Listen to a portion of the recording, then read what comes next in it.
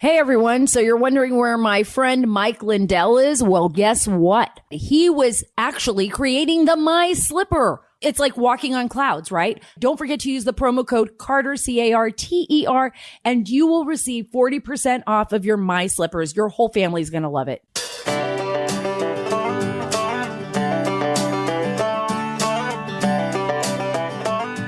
Today's podcast is sponsored by the Association of Mature American Citizens. It is the fastest growing conservative 50-plus organization in America. Join today at amac.us/Carter. That's Carter. Go to amac.us/Carter.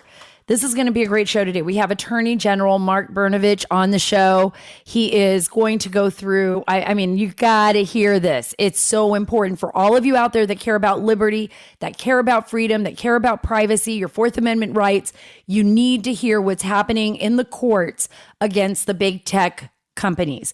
These are behemoth organizations that have the capability to spy on you, even know your body temperature. Right? This is incredible stuff. Look, we want technology. I want technology. I love it. But we also expect that our Constitution will be adhered to, that we have a right to privacy. But we don't anymore. We don't anymore. Unknowingly, we've given a lot of it away. And in some cases, it's not that we've even given it away. There's just no way to control these corporations, these massive organizations that are collecting all this data on us. I mean, wait till you hear Mark Brnovich. He's going to talk to you about how difficult it is. I mean, it literally requires like 74 PhDs or something to even figure these guys out. They've got more money on planet Earth right now than anybody has ever accumulated at any time in history. It's insane. And I'm talking about not just the money, but the information and the power. And even though some of this could be used for good, believe me, folks, a lot of this can be used for nefarious purposes. And we've got to keep our eyes open. We cannot ignore this because it's literally changing our world, our culture, who we are as a people, and humanity. It's really that prolific. It really, really is. I'm also going to talk a little bit about what I did on the border this past week in my opening monologue. I want you to hear that because I got to tell you, it deals with human trafficking. This is probably one of the toughest subjects that anyone can deal with when you're dealing with the border, mainly because of the human tragedy involved. And it's sad enough to think that people are living in servitude in our nation and across the globe, and that these human traffickers and these sick child traffickers are destroying the lives of so many people, and that our government, the Biden administration, basically the policies perpetuate this horrible and horrific crimes against humanity, in my opinion. These policies are wrong. They do not serve any humanitarian purpose. In fact, it's quite the opposite. And I'm going to talk to you a little bit about that on the show coming up momentarily. But first, I'll tell you a funny story before I jump right in to the horrors of human trafficking. But I was just in the Houston area, and then I drove up to Hill Country in Texas. And my family and I, we decided on Father's Day that we'd float down the Kamal River. Everybody said, you got to float down the Kamal. You could do the Guadalupe next, but float down the Kamal. It's so much fun. You rent some rafts, you go out there and you tube, across the Kamal. It takes about 2 hours. It'll be such a fun day. It was a totally awesome day, except for one thing, that nobody warned me that there was a chute out of the very first chute coming out of the float. You're like floating down. You're so relaxed. I tethered my daughter's, raft to my raft or my tube. And we were floating down and we get to this chute. And I'm thinking like, okay, it's going to be like a little bit of a bumpy ride, but nothing big. My daughter's sitting up in the front on her tube, and she's sitting way up on the edge. And as we come out, it is like this massive rapid, in my opinion, because it just sucked my daughter. It flipped the raft, flipped me over. The gods of the Kamal River took my Ray-Bans off of my head. My brand new Croc flip-flops went flying off. The Kamal River ate those too, and it ate my daughter and me. And I was terrified. I'm a really good swimmer. I'm a real good swimmer. And I was like, wait a minute.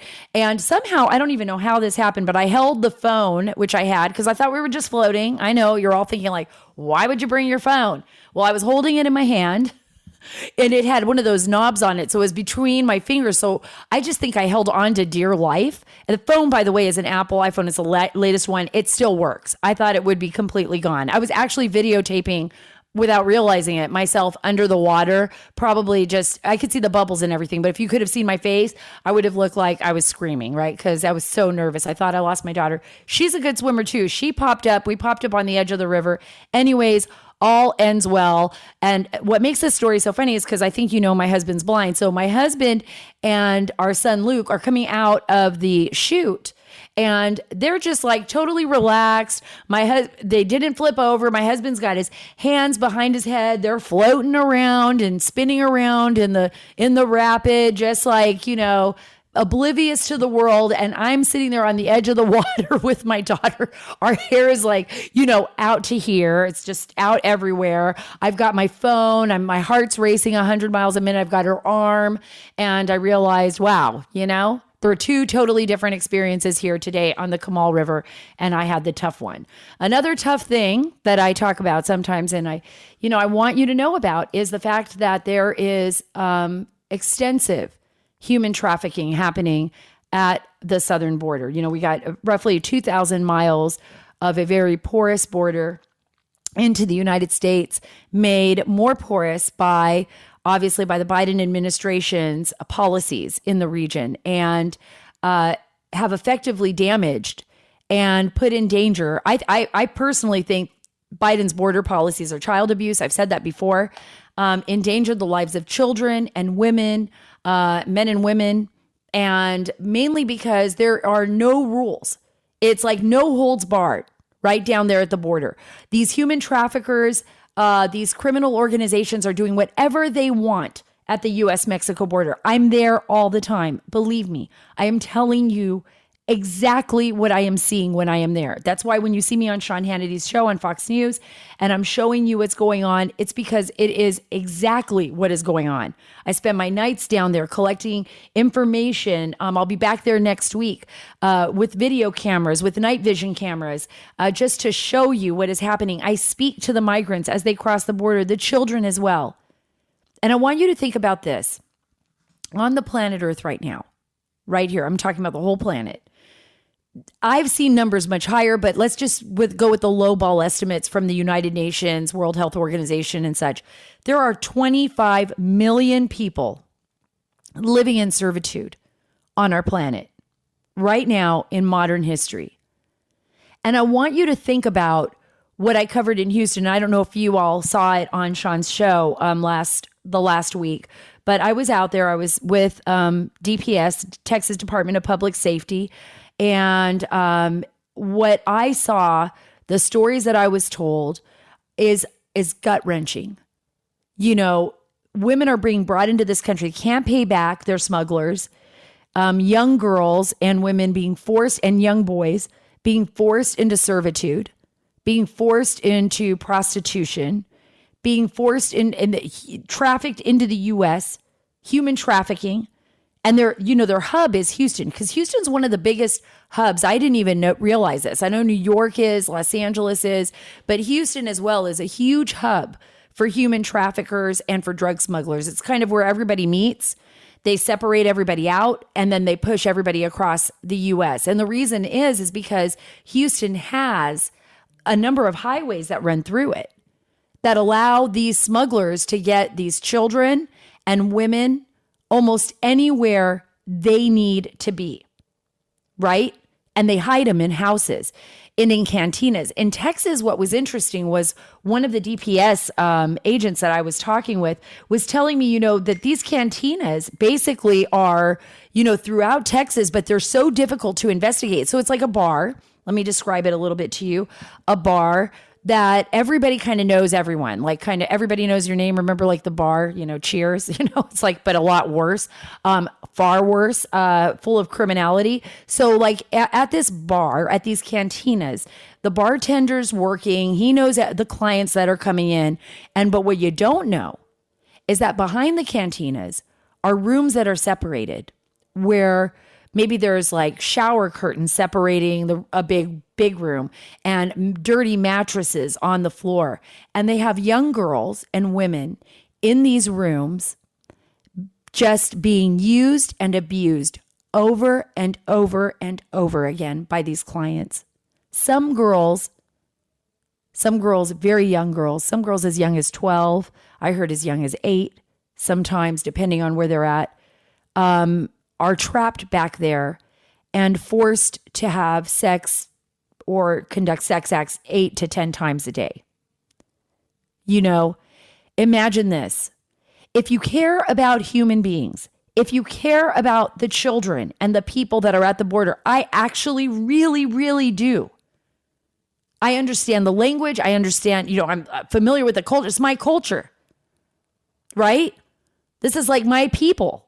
I mean, I know my mom was from Cuba, but this is like the Latin people, the Hispanic culture, the language. If you actually care about these children, if you care about the individuals that are being smuggled, then you will want to stop this. You don't want this to go on. I know you don't.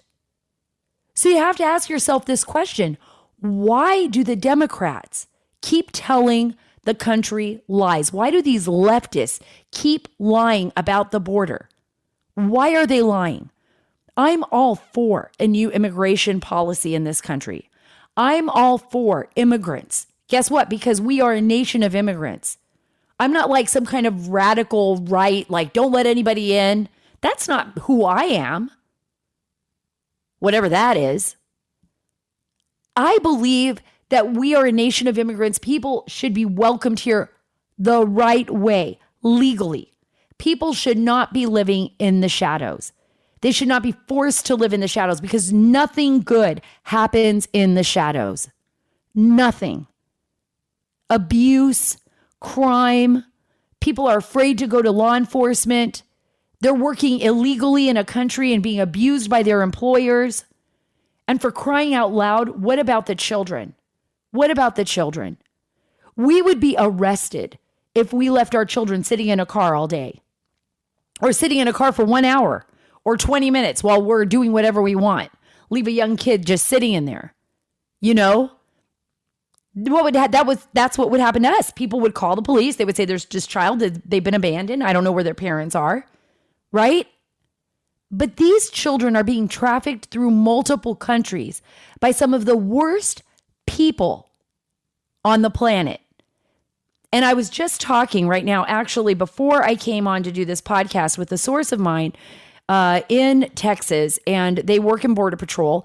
And they told me that in one sector alone, in their sector, actually not even in the sector, it's the station where they're processing. So the station is much smaller than the sector, but it's in the McAllen, Rio Grande area, that they processed 2 days ago, 900 people that crossed the border within 1 hour in their station and over 1,400 apprehensions. They don't even know, and that's included in that 900. The full total was 1,400, 900 in 1 hour, 1,400 in their station that day. So 1,400 or over 1,400 in their station in that day. Think about that. Now imagine all the people that got away. Now imagine all the people all across that 2,000-mile border, right? That literally are being trafficked into the United States. We don't even have the numbers. How can we protect these children? How can we protect ourselves? We don't know who these people are. And when I was in Houston and, they were describing to me what some of these girls went through. You know what? It's a podcast. I'm going to tell you what happened to some of these girls. I mean, I don't know, I think we need to talk the truth here. Basically, the people that were running them, they're pimps. At this one place in particular, at this cantina that they were able to bust. And it's very difficult, actually, to break up these cantinas. It's very difficult to find these girls. Why? Because, like I said, everybody knows your name. So they're not going to bring in some strange guy, some undercover cop to come in there and expose what's going on. So it requires somebody, a neighbor. By the way, these cantinas are in neighborhoods. This one was in the middle of a neighborhood where people live with their children and everything else. So they were lucky at this one in particular because they had somebody from the inside that reported on it, that actually told law enforcement officials what was going on. When they rescued these girls, and there were more than a dozen of them, the girls described the conditions that they lived in. Of course, I described that to you, multiple sex acts every night, living on very little food. They didn't get much money because they were supposedly working it off to pay their smugglers for getting them into the United States. Some of the girls that got pregnant were actually beaten to force abortions. They were beaten. A couple of them, of course, lost their babies. There was one girl when they went in there and actually made the rescue. She was 8 months pregnant and still forced into prostitution every single night. The girls were devastated. This was not the life that they picked, but it was the life that they were forced into to pay back their smugglers. I'm sure they came in, with hopes and dreams. And what they left with, as the DPS officer told me, was a nightmare. I want you to think about that. It was a nightmare for them. And these poor people, these children, some of them children, are not even being protected. There's nobody there for them. If we don't tell their stories, who will? And I'm going to tell you who the DPS officer was because he was just amazing. And I know he listens to this podcast, so I'm going to throw it out there. It's Craig Cummings. He was actually on television with me. He did the interview for Sean's show. And here's someone who actually truly cares about the people that are being abused, especially the ones in Houston where, it's like their hometown, right? This is Lieutenant Craig Cummings, area of operation. And he and all of these other officers have to deal with this. But imagine how many of these children are living in the shadows. Imagine what is going on. Just for 1 minute. And then ask yourself, is this worth it? Are we going to stand up to the administration and tell them no more? This is unacceptable. I think we should. I think it's the right thing to do, not only for us, but for the people that are being trafficked into this nation. Remember, soon we're going to be joined by Attorney General Mark Brnovich. He is going to be on the show. But before we get to the Attorney General, you probably upgraded a few things around your house, right? After being stuck inside for like forever. It makes sense. So now's the time to turn your yard, trust me, folks, into paradise with fastgrowingtrees.com. It's amazing. They're a new sponsor for the show. I love it. I am so excited. I can't wait to get my plants and my trees from fastgrowingtrees.com and plant them outside in my yard. I love it. For me, it's therapy. I don't know if you all like planting trees and going out in the yard. That's like something I really enjoy doing. So I'm really excited about this new sponsor because they will just deliver the trees and the plants literally right to your door. Right to your door. No issues, no hassles, no spilling like soil in your car and trying to get back and forth from the big chain stores. And also online, you can find out exactly what you need. You don't need to go guessing at some store. You can go right there. You can look at the different plants. They will definitely let you know which plants are best for your area and your region of the country. Isn't that amazing? So now through July 31st, you got to go to fastgrowingtrees.com. That's fastgrowingtrees.com. Put in Carter, Carter, for 15% off. That's 15% off at fastgrowingtrees.com/Carter, Carter, fastgrowingtrees.com/Carter. Attorney General Brnovich, I am so happy to have you back on the Sara Carter Show. Because we have so much to talk about. I teased it at the top of my show, all the great things that we're going to talk about. I believe issues that the American people are most concerned about, and that is our civil liberties and our right to privacy. What we believe is guaranteed in the Constitution is not necessarily what is happening anymore in our country. We have seen a complete shift and change in our nation, mainly because of these massive behemoth social media and tech companies that I think in the history of the world have never existed. Am I right or am I wrong? Absolutely. The funny thing is, and not to get into antitrust policy or anything, but when 100 years ago, and 120 years ago, when they first started coming up with all these rules on antitrust, and they were worried about the robber barons and the railroads and the Rockefellers, it's funny, they broke up Standard Oil And Standard Oil actually controlled less of a market share than Google does right now when it comes to search engines. And we know that, we have a lawsuit, not only a national antitrust lawsuit, we have a lawsuit here in state court alleging that Google has violated our Arizona consumer protection laws, and they're doing all sorts of things to violate our privacy without people's knowledge. And so it's really important because right now, companies like Google are worth, there's 200, 180 billion of revenue every year. They're huge. They have these huge, massive profits.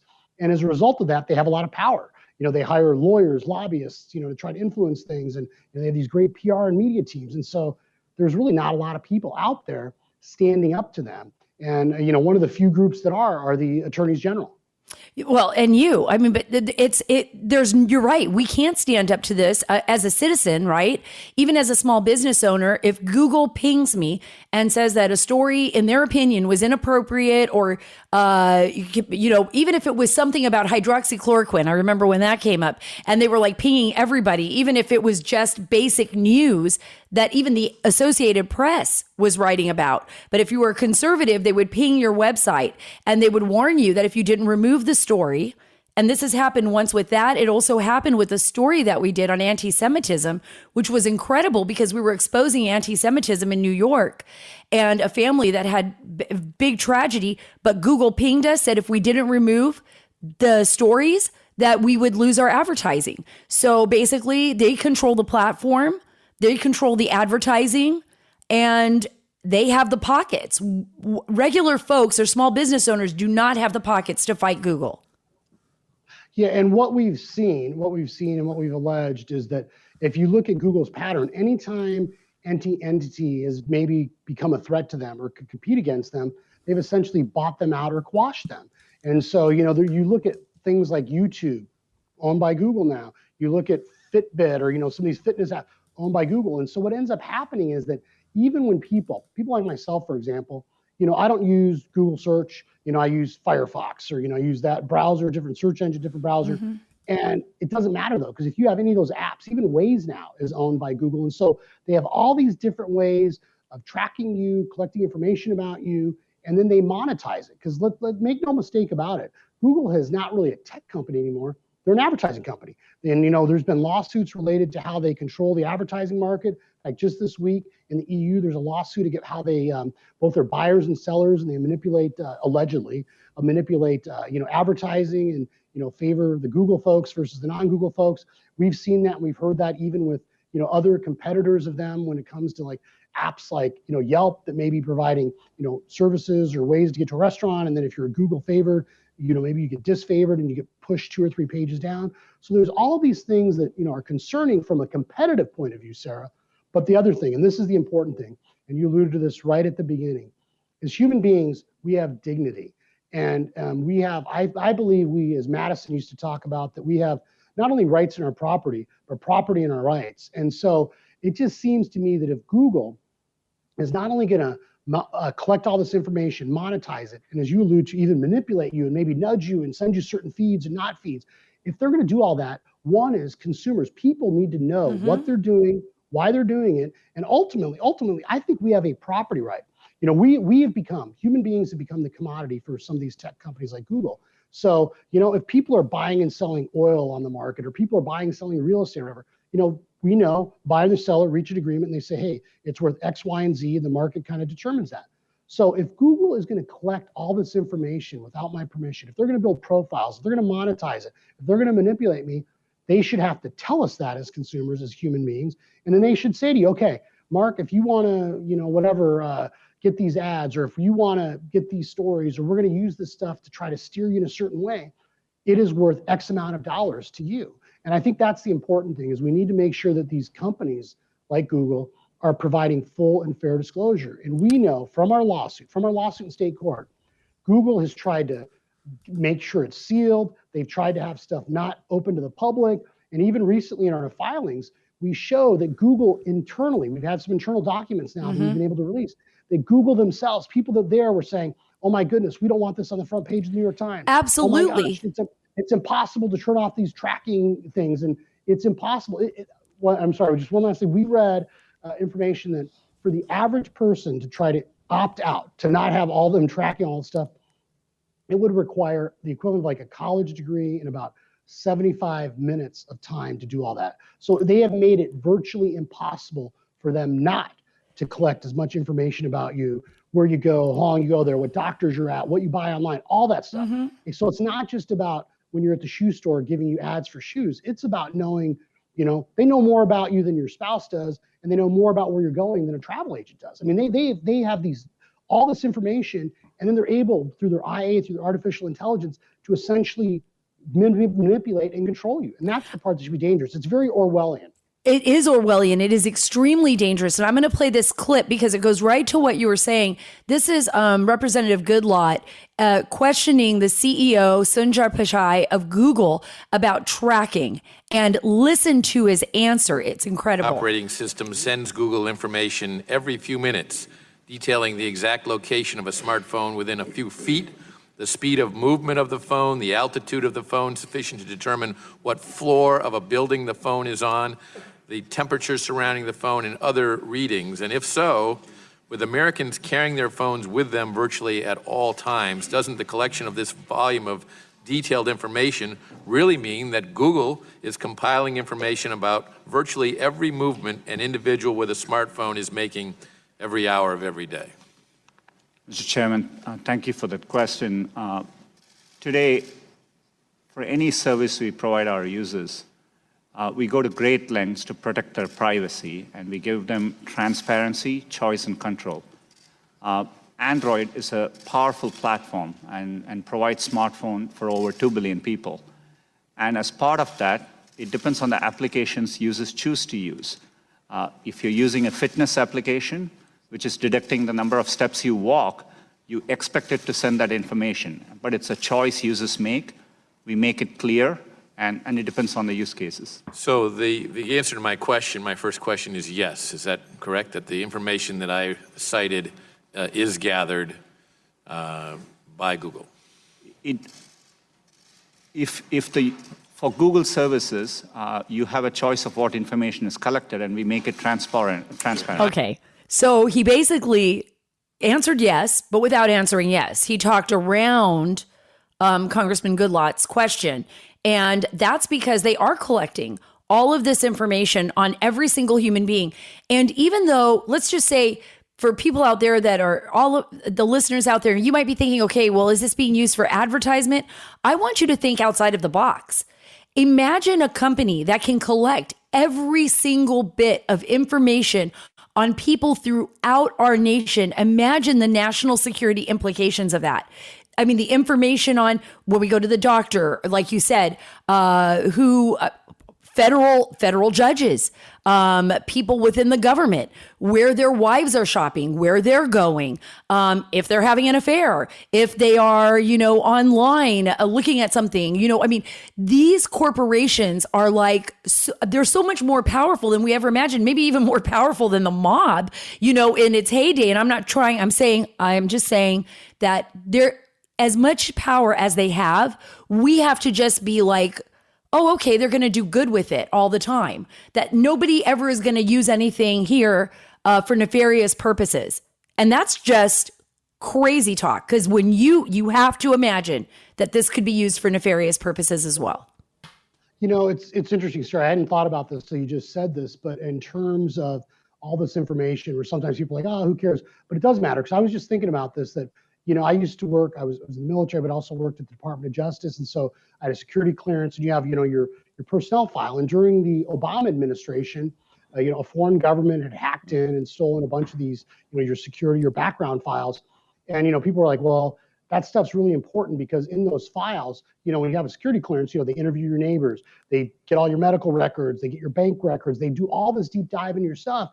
And there was a real concern that, well, we don't want foreign governments knowing all that, because we worry about, with any individual, like, well, is there weaknesses, is there vulnerabilities, and, can that be used to manipulate people? And, you were alluding to the way that people can be blackmailed. And so you start sitting there saying to yourself, like, well, wait a minute, if we don't want, like, the Chinese or other foreign governments having all this information about anyone, why do we want some Google to have even more of that information? And, as the congressperson alluded to, it's not only just the bank records, medical records, it's like barometric pressure, emotions, what you look at, what you don't look at. And it's really that, then they have that ability to manipulate you. And the last thing that you referred to, you mentioned federal judges. And look, I'm going to tell you, because based on my wife's occupation, my occupation, we have a protected address. And, we try to keep our address, our records, our property, all that stuff's supposed to be private. And yet there's things like Google where they collect all this information, they sell it to advertisers. So now there's these third parties that have information about, for example, my wife, who's a federal judge. And we know that they're, in the world we live in, I don't want random third-party people having access to that. And yet the tech companies do absolutely nothing. And one day, we know that even from the poor judge, the federal judge in New Jersey, who had her son killed, it was a tragedy. And we know that individual, I believe, found that information online. And so these companies they don't want to take responsibility with all of this information, and they're just getting it out there. And I just think that they don't appreciate, or maybe they do, that, it's dangerous and people can get hurt. So there's that level of it, kind of what we were just alluding to, the espionage and that ability to control and manipulate people and worry about people's public safety.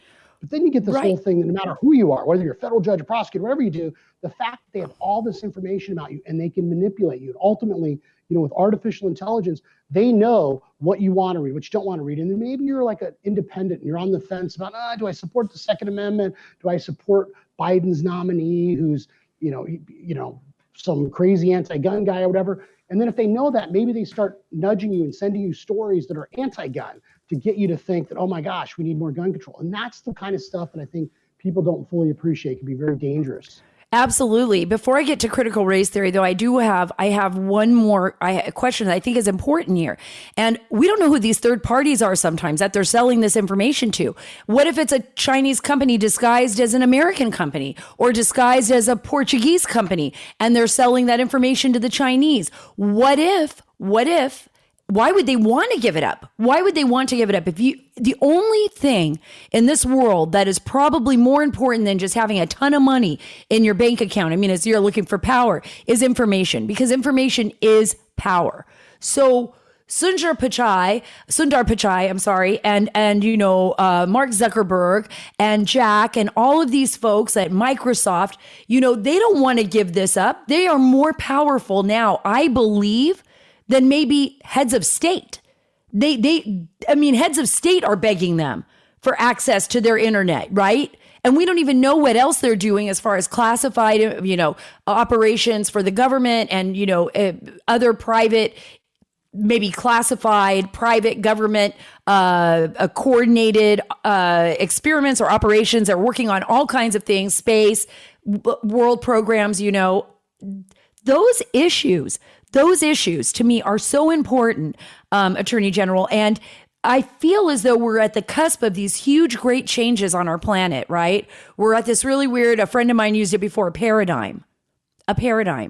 And we're not looking at how these technologies are literally going to change not only our foundation of government, but the way the world is from here on out.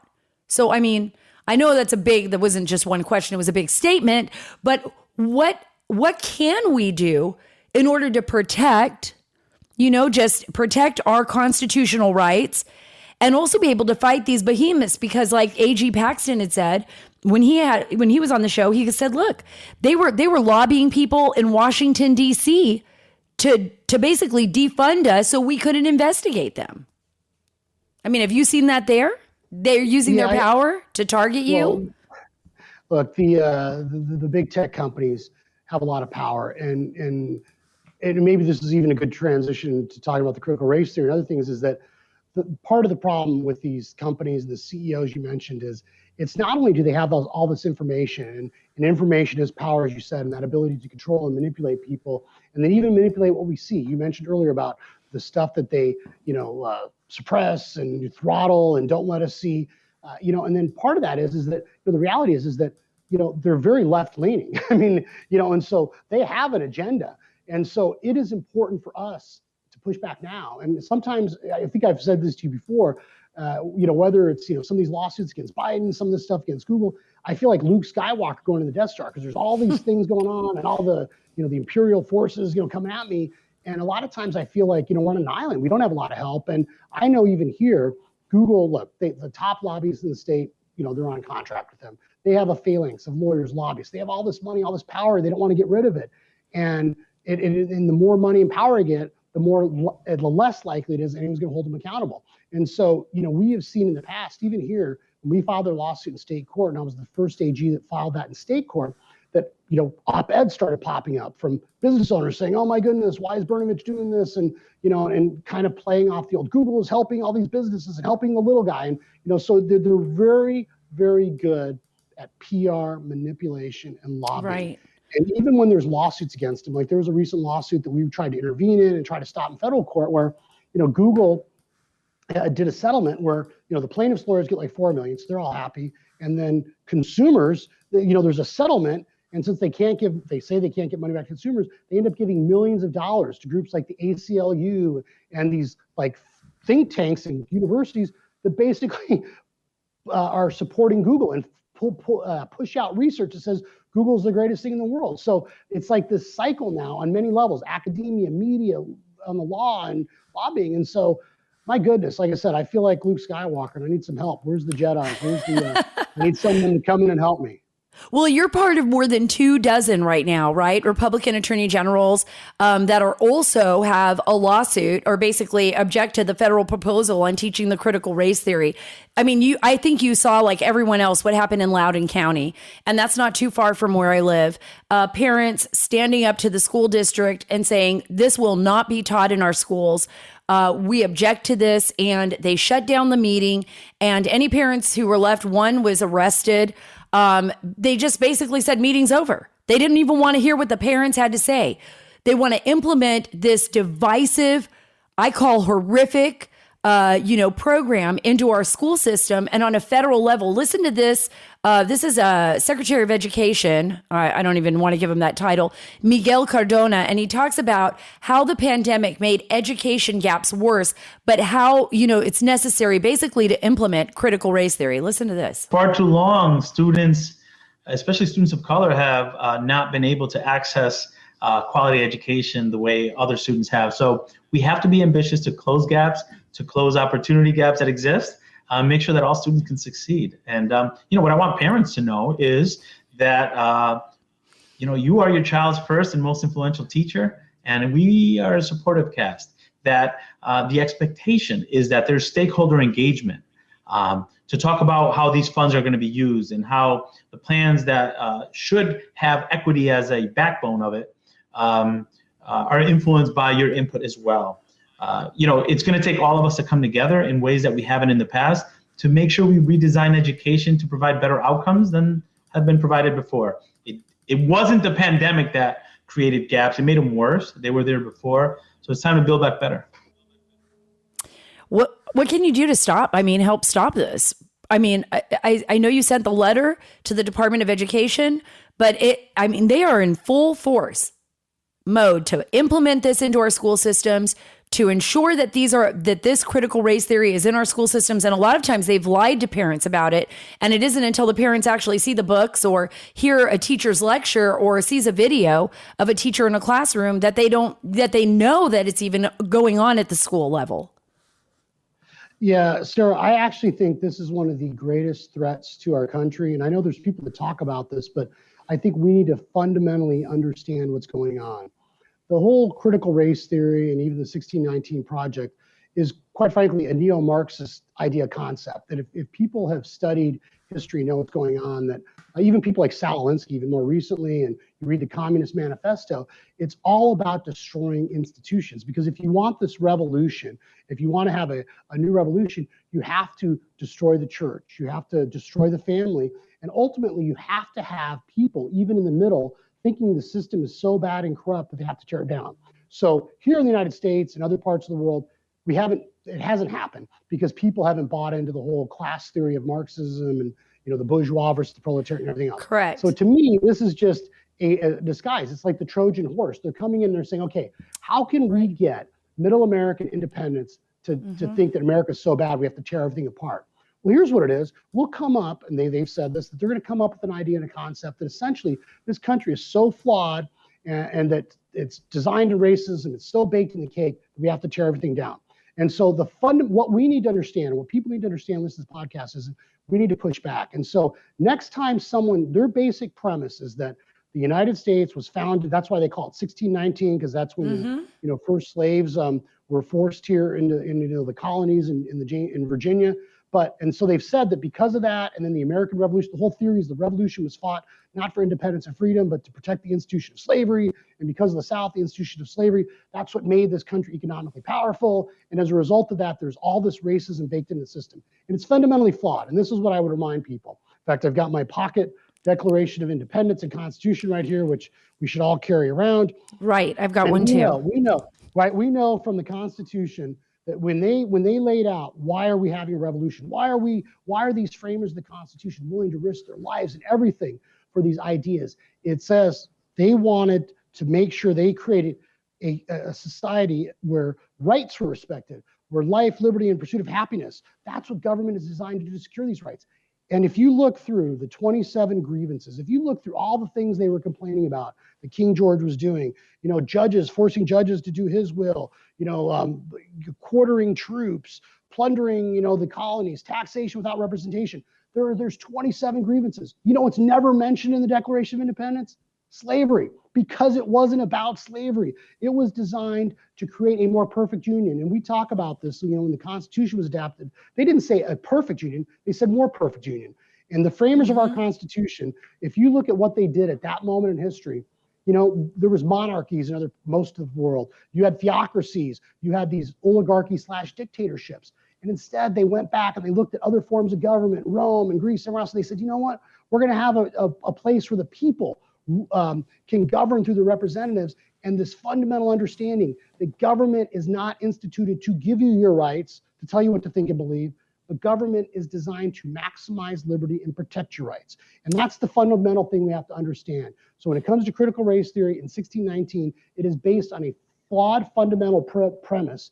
And I would submit to you, it is based on this idea and this attempt to undermine people's love and beliefs in this country so much that they are willing to destroy everything, and then the far left, the Marxists, then can have their great revolution. And I think, unfortunately, some folks, some Democrats, or even some well-intentioned liberals don't understand that they are becoming useful idiots for the neo-Marxists and the far left of the party. I love the way you use that, useful idiots, and I agree with you. And I think that some people are intentionally doing it because they're, well, I'm going to talk to you about that because you're going to run for the Senate. So I think I see big things in your future in Arizona. But before we get to that, you brought up a really important point. This is a Marxist ideology. They are trying to break down, they being the extreme left, not the Democrats of yesteryear, not the John F. Kennedy Democrats, right?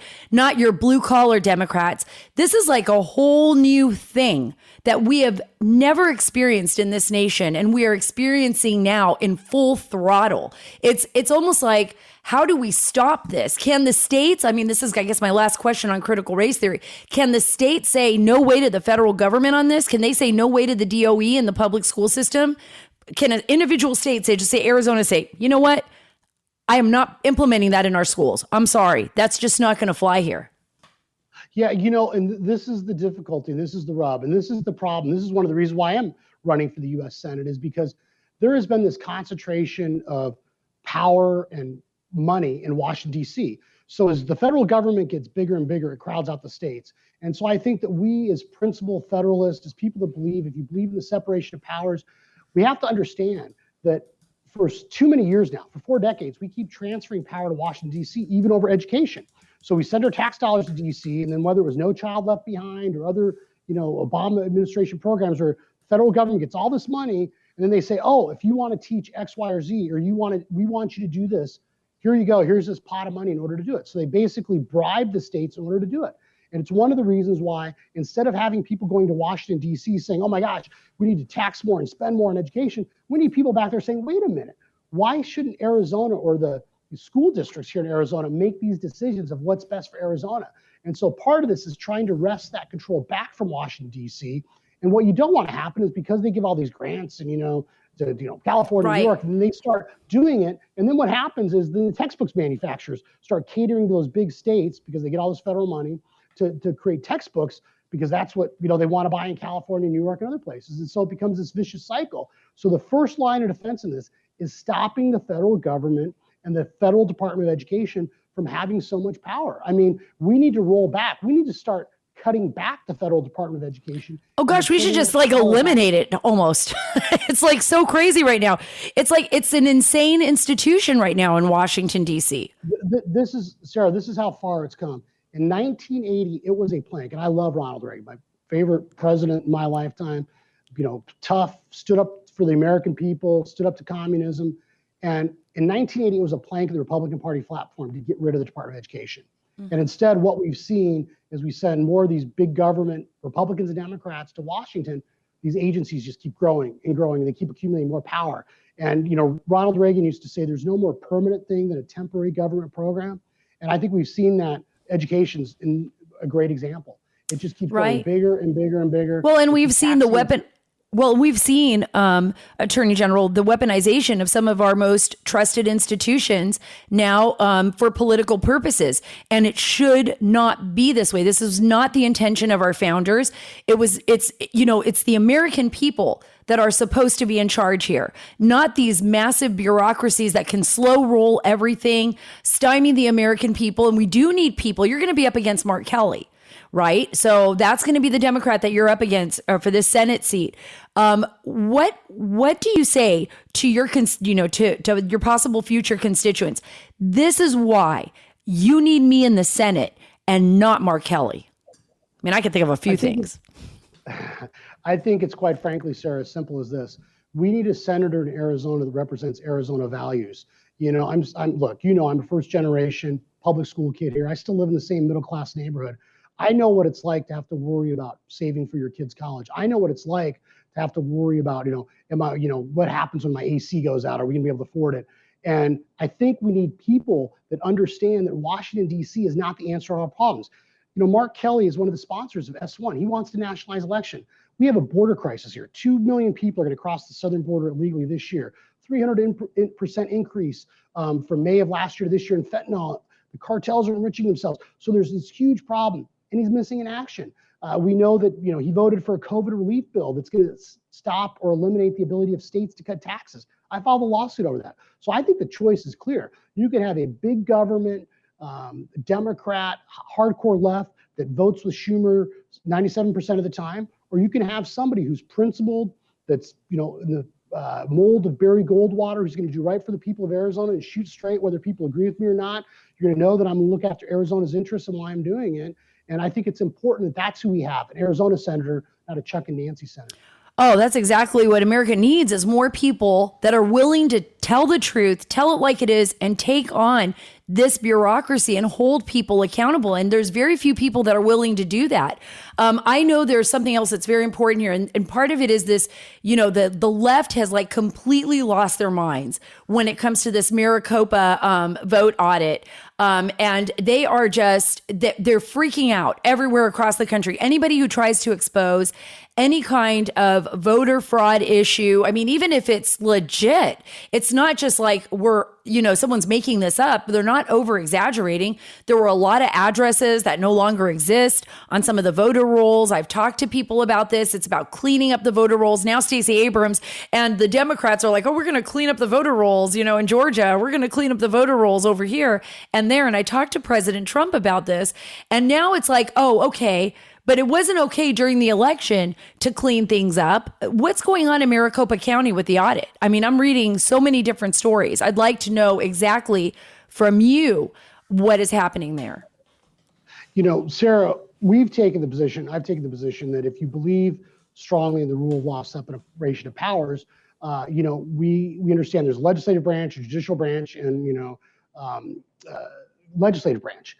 And so when the legislature said they were going to do the audit, we actually filed a brief saying they have the authority and the power to do so. The courts agreed with us. And I've also said when the left or local media or even other people have said, shut it down or do this or do that, I said, no. If you believe in respecting the separation of powers, it's the Senate's audit. let them do the audit. And when they come up with results, they can provide them to our office, and then we can make a determination as to what should or shouldn't be done. But I will tell you that I do know that our office has, we did a lot of things in the front end. For example, there's a case called Brnovich v. DNC, which should be decided within the week at the U.S. Supreme Court, which I argued at the U.S. Supreme Court. The case is named after me because I was the elected official that went in and said, I'm going to defend Arizona's election integrity measures. So when the left tried to, they filed all these lawsuits all over the country, in Georgia and Pennsylvania and all these places to try to change the rules.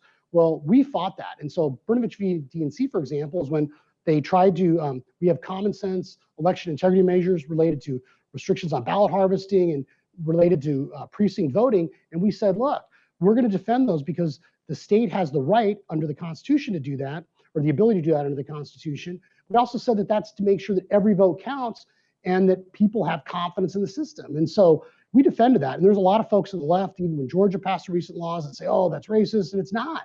It's not. Even Jimmy Carter was in favor or said that, mail-in ballots was one of the greatest threats to election integrity in 2004. So, there was a time even the left understood that we all want to have confidence in the election. We all want to make sure that, everyone has a right to exercise their franchise, but also that no one is manipulating or undermining that franchise by cheating.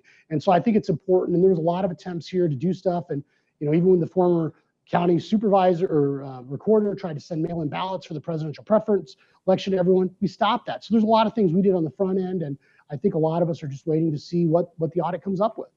Right. So, yeah, that's it. That's what we should be doing. Everyone should take a step back, take a deep breath, see what the audit says. Don't people want to ensure a safe and free and valid election, the next time around? Isn't that what we want? We want to know that everything is running right. That we're not allowing people to cheat, or that there isn't some kind of glitch that's going to cause something to skew or to cause those numbers to skew. It's hard for me to imagine why the left is so angry about this every time. And and why he thinks thou protest too much, right? Right, exactly. It's like, wait a minute. If you didn't do anything wrong, if there's nothing to worry about, why go kicking and screaming to do something that apparently will be on the right side of history? Well, and this is why, Sarah, with this attempt to nationalize the elections through HB1 and S1, it's so important.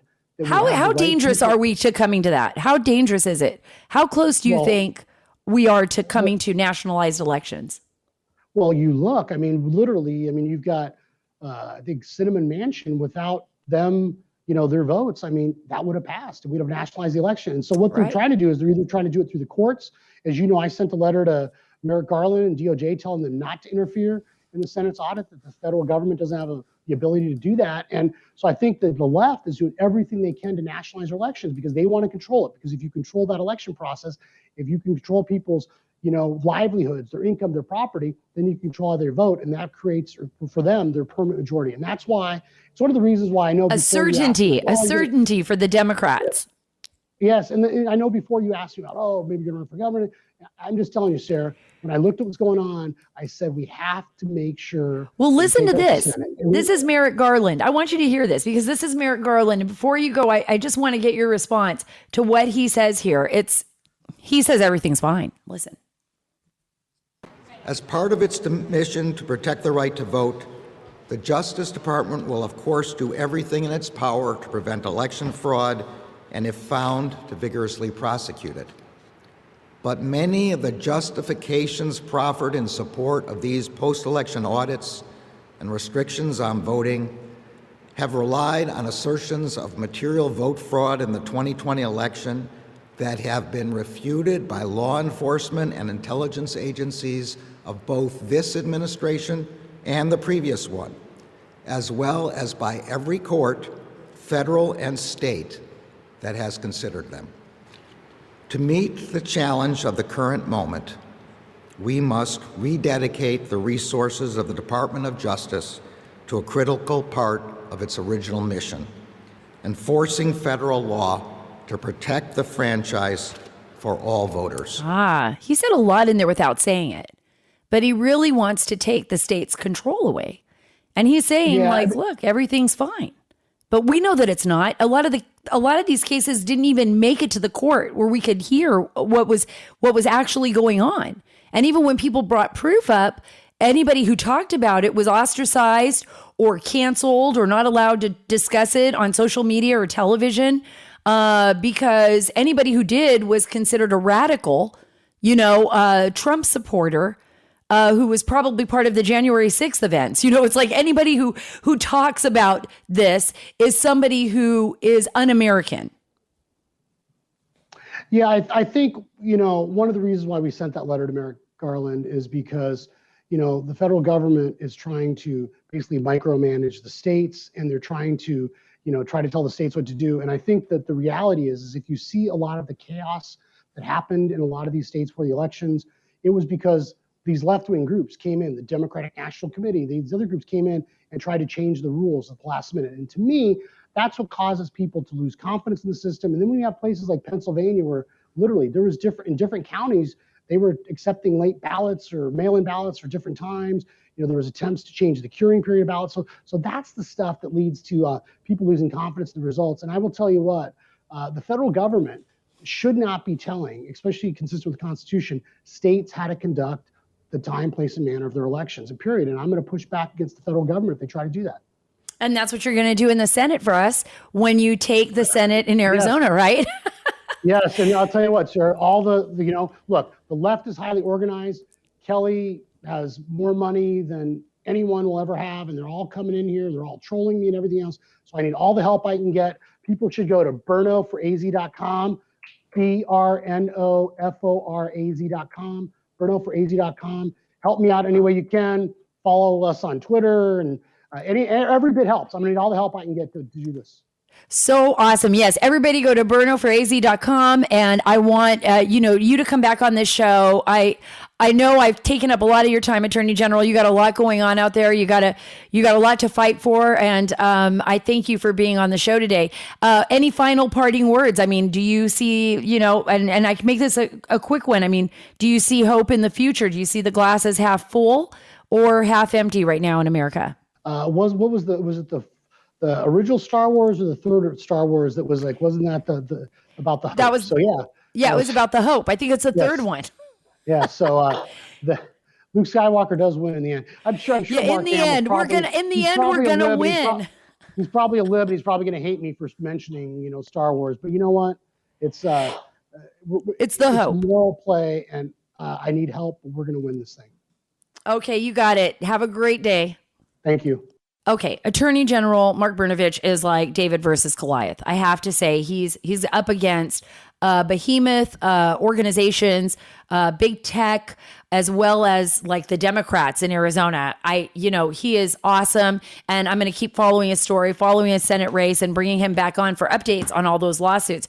But before I go any further, I want to talk to you about Tunnel to Towers Foundation. You know how excited I've been about Tunnel to Towers. It's like one of the best sponsors for the Sara Carter Show. And why? It's because it honors America's heroes. It honors our military and first responders, folks, who continue to make the supreme sacrifice of life and limb for our country, just like my husband Marty, who gave up his eyes in the fight in Afghanistan against terrorists. Look, the foundation is bringing 200 mortgage-free homes to Gold Star and fallen first responder families with young children. I want you to think about that. Talk about donating to a great place, right?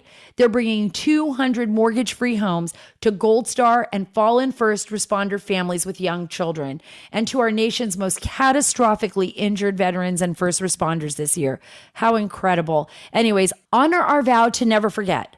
Donate $11. It's just $11 a month at t2t.org.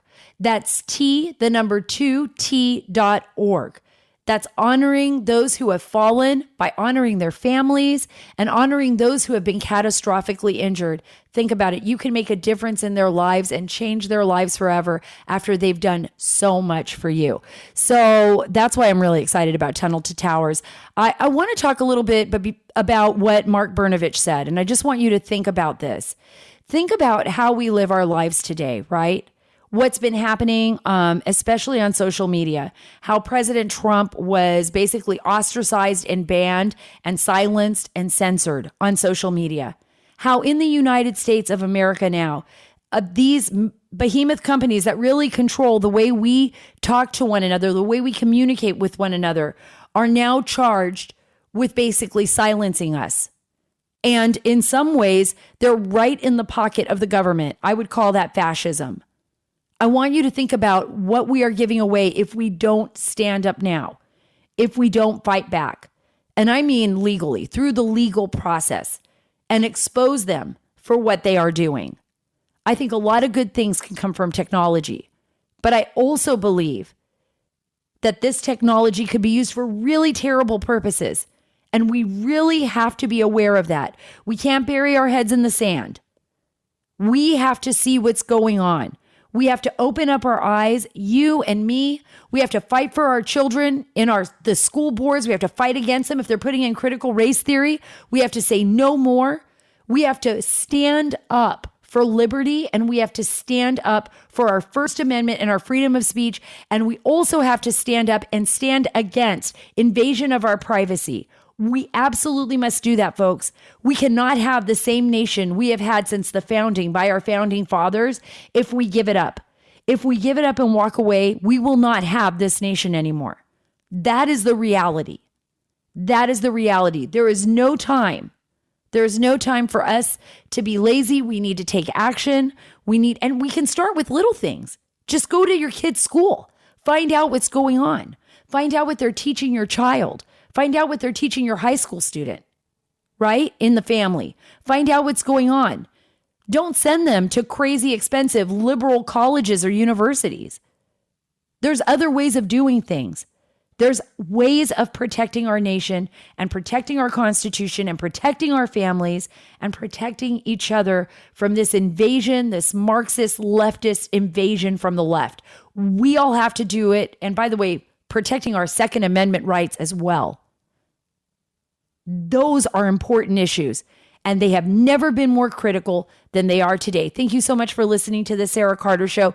I love having you here. We're like family. Remember, here is where we are taking the story back. Please go to my website, saracarter.com, and go there. Sign up for my email while you're there. You will not be shadow banned. I promise you, I will send you updates on our email list every week, and I won't inundate you with them.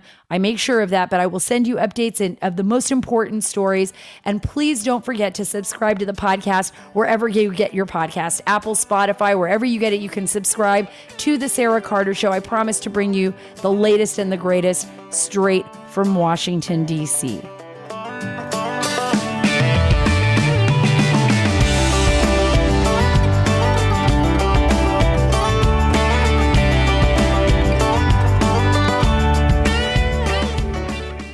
Frank Ziller, I am so happy to actually meet you. Tunnel to Towers is an organization, a foundation that I am so proud being a sponsor for the Sara Carter Show. So thank you so much. Talk to me about the impact of the foundation and what you've been able to do to date since starting the organization. Well, never in a million years did we think we'd be doing all the work that we're doing. You know, we just want to make sure that we honored the sacrifice and never forgot what happened on 9/11, not just to Stephen, but all those that perished that day. But you know what? Just 10 years ago, we delivered our first smart home. From there, we realized there's such a great need. You know, these great men and women are coming back with these injuries that they would never have survived before on the battlefield. And they need specially adapted smart homes, and they deserve to have a mortgage-free. And that's what we've been doing ever since. So, you know, to date, we've done over 250 of those mortgage-free homes, whether it's for smart home recipients, Gold Star families, or fallen first responder families that leave young kids behind. And this year alone, we're going to deliver 200 of those